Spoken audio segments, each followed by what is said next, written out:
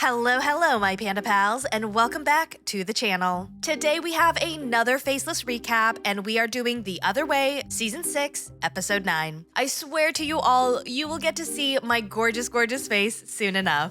But until then, let's get into this recap. Let's start things off with Ingy and Corona.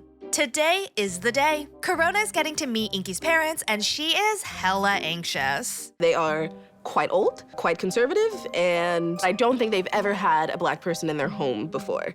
She puts on a much more appropriate outfit. Thank God she did not choose to wear that lace-up bodysuit that, you know, exposed her nippy covers. I would have screamed if she had not changed. She jokingly tells Ingy that she's nervous and she just wants to back out of meeting his parents, and he responds in true Ingy fashion, chill as a cucumber. Your blind optimism sometimes is infuriating. Do we have to do it? Yeah, we have to do it. So this is also Corona's first time meeting a partner's parents, so it's understandable why she's super nervous about making a good first impression. Why are you feeling so nervous about meeting, my parents, babe? Because what if they don't like me? Ingy keeps trying to reassure her, saying that everyone he has ever introduced her to absolutely loves her and can't wait to meet her again, and his parents will be no different. And holy moly cannoli, no wonder he was super chill. His parents are so freaking nice. Oh, for me? Yeah. Oh, thank you. Oh, yes. Life is cool.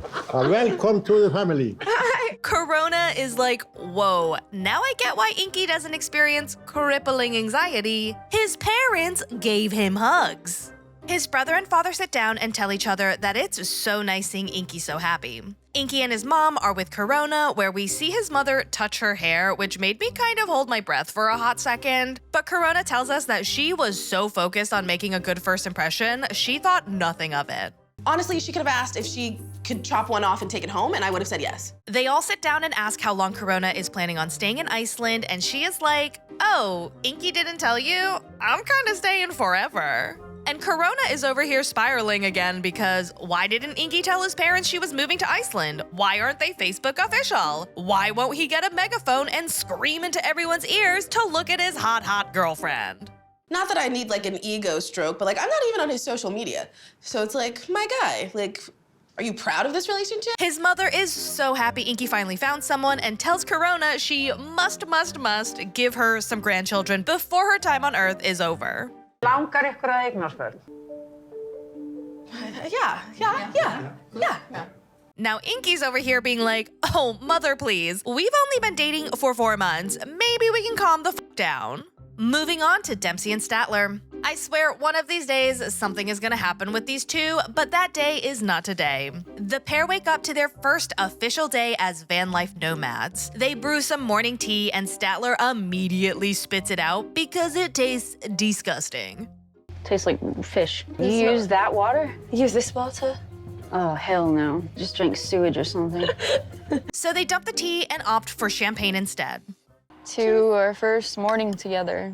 Without killing one another. To start. It does not seem super great that you are starting the journey with a toast to not killing each other.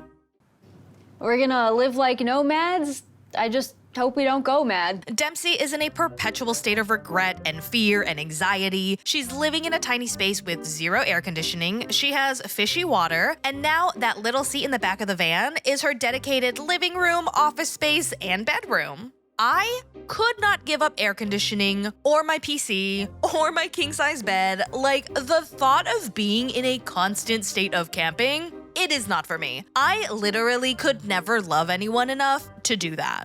They head on to the next campsite where Statler admits that she is terrible with communicating, but she is actively working on it. And Dempsey is like, it's okay, I've never dealt with a person with such high anxiety before, but you are worth the effort. I think we'll be good. This is the whole reason I'm here, because I believe in us. Yeah. Moving on to Shekinah and Sarpurrr. It is Shekinah's birthday today. And it also happens to be Sarpurrr's birthday. That is right, folks. It is also Sarpurrr's birthday today. What are the chances, right? Well, the chances are 0% because it's not actually Sarpurrr's birthday today. Sarpurrr, you were born on the 21st. And Shekinah, you were born on the 20th. Yeah. And you have the same birthday. How? Sarpurrr and Shekinah go on to very matter-of-factly state that it's not the same date, but the very same moment. What does that even mean? Did they both pop out of their respective mothers' hoo-haws at the same time? Does Shekinah know what a birthday is? Does she understand the difference between date and time? It's pretty amazing. They head out to meet up with his family to celebrate. How many couples in the world have the same birthday, right? Bir işaret olmasın. She's the chosen one. Guys, I don't know how much simpler it could be. You do not have the same birthday. Do you really need the universe to tell you that you should stay together so badly that you need to fabricate signs? His family asks if Shekinah is planning on making the move to Turkey permanent, and Sarpurrr takes this opportunity to reveal the fact that they have actually applied for the K1 visa. Onaylanırsa 90 gün içinde evleniyorsun orada. His family is obviously not taking the news very well, especially after they learn that Sarpurrr potentially would not be able to come back to Turkey for an extended period of time. Amerika'ya gidip bizi bırakması, oğlumun tabii bir Türk kızıyla evlenip burada yaşamasını daha çok tercih ederdim. They ask a bunch of legitimate questions like, will her family support Sarpurrr if he moves to the US, and what does her daughter think of him? Shekinah basically says that her family does not support their relationship because they do not agree with her decision to move to Turkey so soon, and also because they do not like him. She goes on to say that her daughter also hears everything that her family says about him, so she's pretty much adopted all of the same views. She hears them talk and... They were always like that, or they're just doing it because you're with Sarpurrr? I don't know. I honestly don't know. She tells us that she used to be very close to her family before she started dating Sarpurrr, but things quickly fell apart after his sister visited Turkey last year to meet him. It's very hard to take your word. I know of your past. You're speaking too much, Shreya. All right. Shekinah gets super emotional because she's basically telling his family that her family hates him and that she's asking him to leave his supportive family behind to move to the US where he will not have anyone by his side. Seeing his family's heartbreak right in front of my eyes makes me afraid that he doesn't want to do it after all. We then cut to the pair at home. Shekinah is crying in the bad way and packing up her things to leave. Take care of yourself, Shekinah. In your life, in your heart. Okay? Whatever makes you feel better. Apparently, at the restaurant, Sarpurrr tells Shekinah that he really wants to buy her that expensive vanity that they saw the other day because she liked it. And Shekinah is like, no, I did not like that vanity. Do not spend money on it. She doesn't want it. She doesn't want anything. I did my best. He just wants what he wants, and he feels like he might not get it, and so he spirals. And then Sarpurrr apparently became the biggest sourpuss and continued complaining all the way home. He was saying things like how he was so happy before Shekinah came into his life and that he's changed everything about his personality and his lifestyle for her, while she has done nothing in return for him. I took her phone from here, and one of their extensions from here came out. I never harm her. So after some gaslighting and some more yelling, she decided to pack up her things, and he was apparently like, if you leave now, you will never see me again. And Shekinah was like, welcome to the point. He kept saying, you've changed. You used to listen to me, now you don't listen to me. And he was saying, I want the old Shekinah back, who used to listen to me in the beginning. Moving on to Joanne and Sean. Everyone is packed up and ready to go to Ireland. Joanne's youngest son is wiping down his sweet gaming rig that is bigger than he is. Joanne tells us that this trip is for the boys to meet their new daddy, and if all goes well, then the next trip will be her abandoning her sons so that she can move there permanently. They have to love him, and they have to be okay with the move. So there's a lot riding on this trip.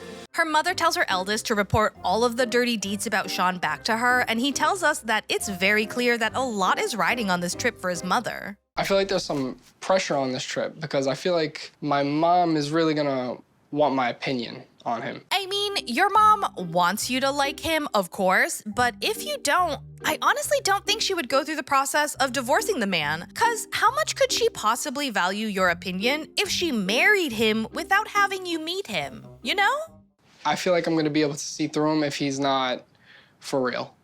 I guess we'll see. Best friend Noelle is tagging along so that she can meet and vet Sean, and also so that she can fly home with the boys so that Joanne can stay in Ireland a little bit longer without them. Her mother says some tearful goodbyes and tells us that this was incredibly difficult, knowing the truth about the boys' future and saying goodbye to them while they have no idea what's actually going on. The boys are about to meet a man that they have no idea who he is, and they're about to find out that that's their stepfather. Sean and his daughter Bella are on their way to pick up Joanne and her entourage. Sean knows that there is going to be an onslaught of questions that Noelle has for him, and he says that he is ready for it and that he has no problem being an open book. But if Noelle comes in all hot and aggressive, flying off the handle, I will simply and respectfully get up and walk away. I don't tolerate bull. Sean tells Bella that he's super excited to meet the boys and that he misses his JoJo. And Bella is like, bro, why you being so sus? Do you have a crush on your friend? Bella only knows Joe as my friend. I didn't want her getting attached just in case me and Joe didn't work out. This is insane to me, that these two were like, let's get married, but just in case it doesn't work out, let's not tell anybody about it. When it should have been, let's date, and then if things go well, we will meet each other's families, and then when we are confident this is really gonna work out, we will get married. What an absolutely mind-bogglingly ass-backwards way to do this. Also, Sean said that he doesn't work a normal 9-to-5 because he's a full-time dad, but what in the hell does this man do that he can afford a $1,000 jacket? Everyone arrives and introductions ensue. Everyone is pretty tired and things are a little bit awkward, but Sean does seem genuinely excited. I've never seen two people come off a plane so immaculate looking in my life.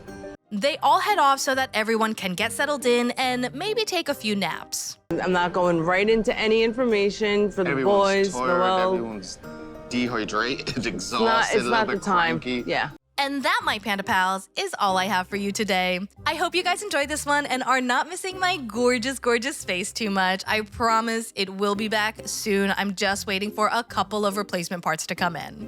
If you like this video, please do consider subscribing to the channel, giving this video a thumbs up, and letting me know in the comments below what you thought about this episode so far. I hope to see you guys for the next one, and as always, thanks for not letting me ride this train wreck alone. Bye!